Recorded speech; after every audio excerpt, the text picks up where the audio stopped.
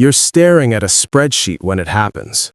Row after row of numbers you don't own, transactions you don't question, accounts you reconcile because that's the job. Mid-level compliance analyst. That's the title.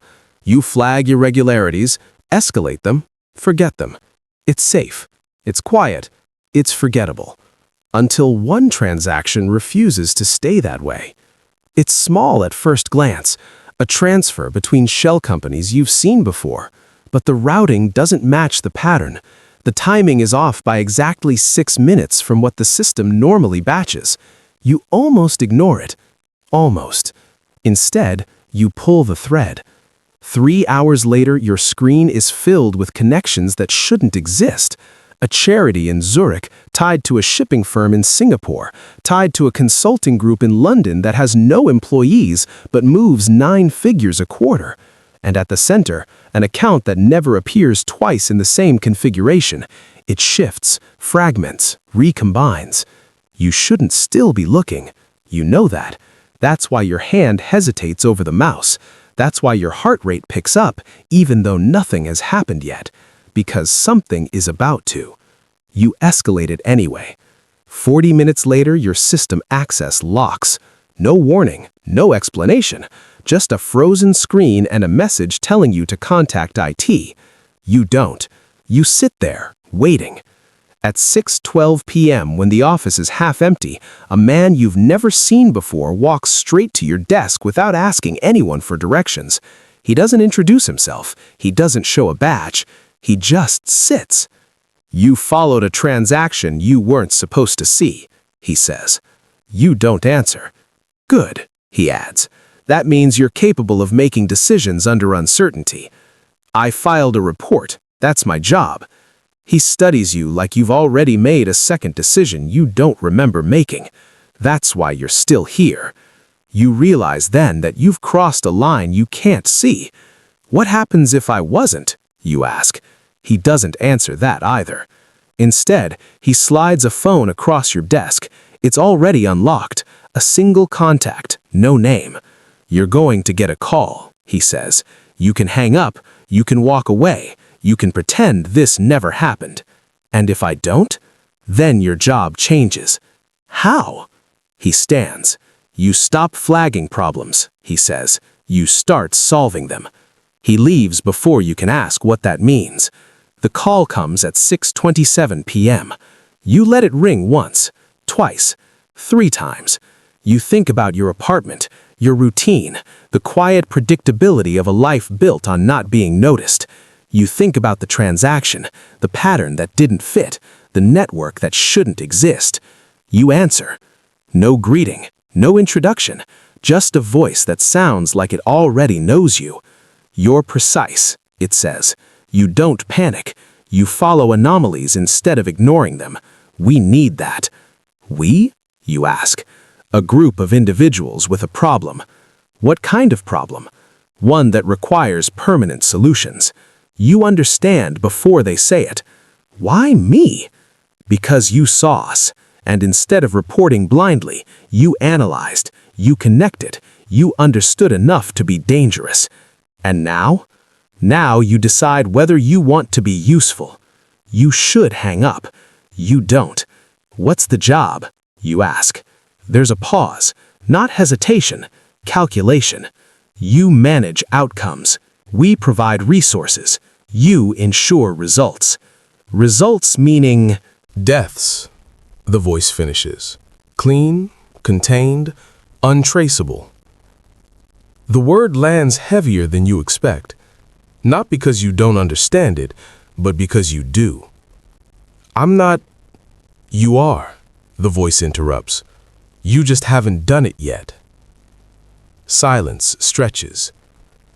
We're not asking you to pull a trigger, it continues. We're asking you to build a system that ensures the right trigger is pulled at the right time, by the right person, for the right price. And if I say no, another pause, shorter this time, then this call never happened, the voice says. Your access returns tomorrow. You go back to your life, And the next time you find something you shouldn't, you ignore it. And the people behind that transaction? They find someone else. You know what that means. You look at the phone in your hand, at the single contact that doesn't have a name, at the life you had this morning. What's the first step, you ask? The voice doesn't hesitate. Fly to Geneva, it says. Details are on the phone. You start tomorrow. You hang up and realize your old life is already gone. You learn quickly that you don't run an organization, you build one. The first meeting is in a room with no identifying features and no introductions. 3 people. None of them tell you their names. They don't need to. They are your clients. They don't talk about ideology. They don't talk about politics. They talk about outcomes. Competitors who need to disappear. Partners who have become liabilities. Threats that can't be negotiated with. They don't ask if you can do it. They assume you can. What do you need? One of them asks. You think about that. Time, you say, and control. Define control. Access to funds without oversight, freedom to build infrastructure without interference, authority to refuse targets that increase exposure. They exchange a glance, not disagreement, evaluation. You'll have it, the first one says, as long as results justify the risk.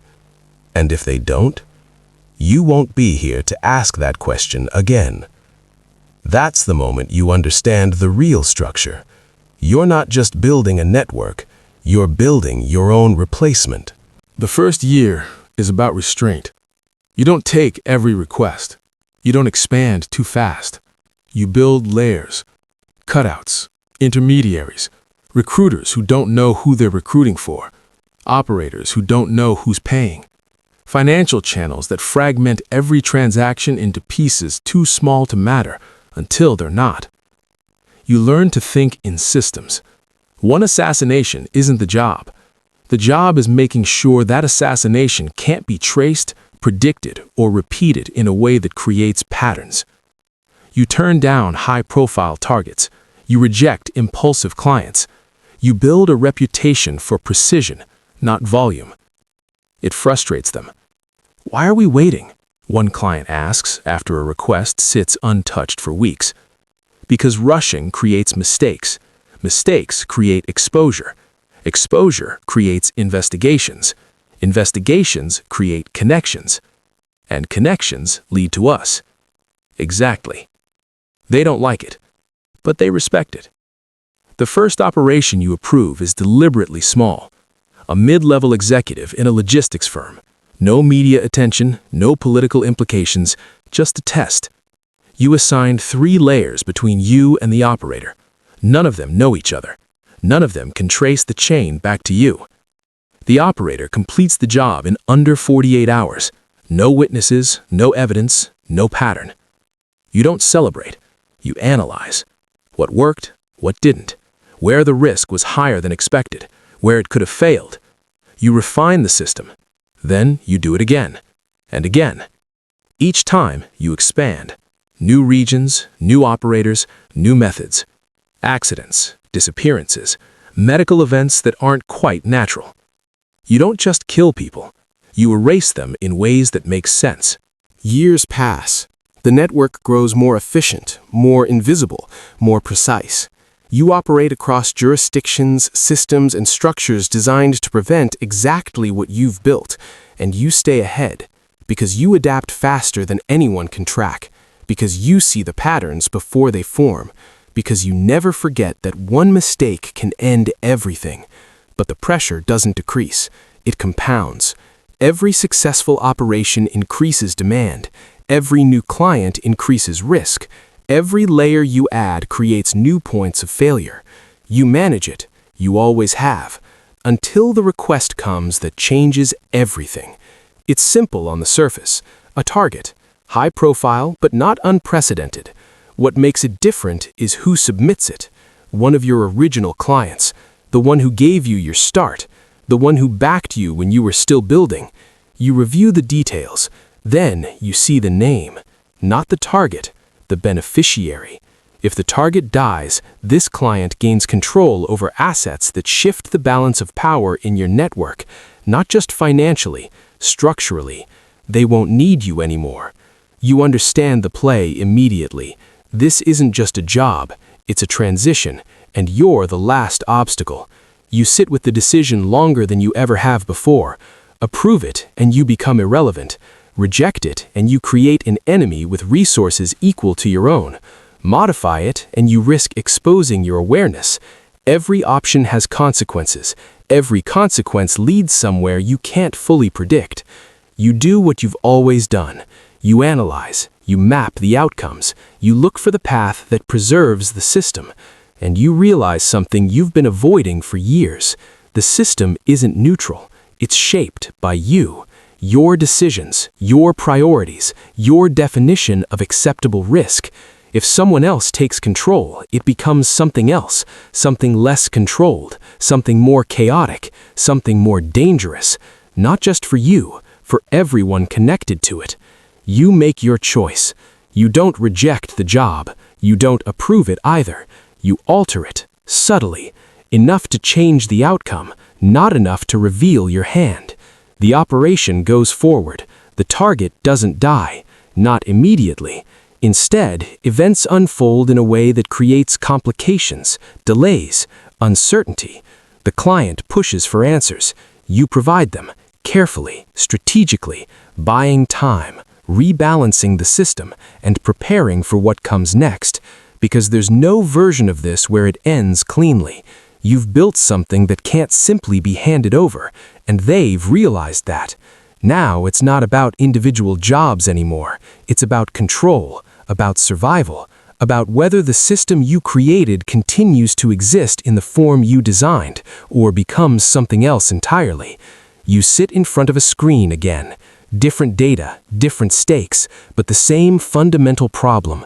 Patterns that don't fit, connections that shouldn't exist. Except this time, you're not discovering the system. You are the system.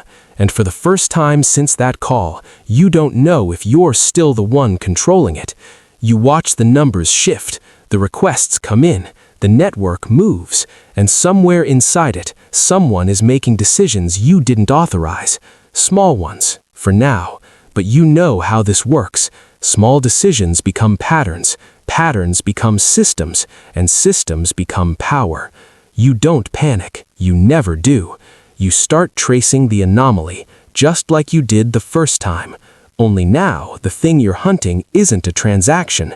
It's a person, and they're inside your network, inside your system, inside your reach, for now.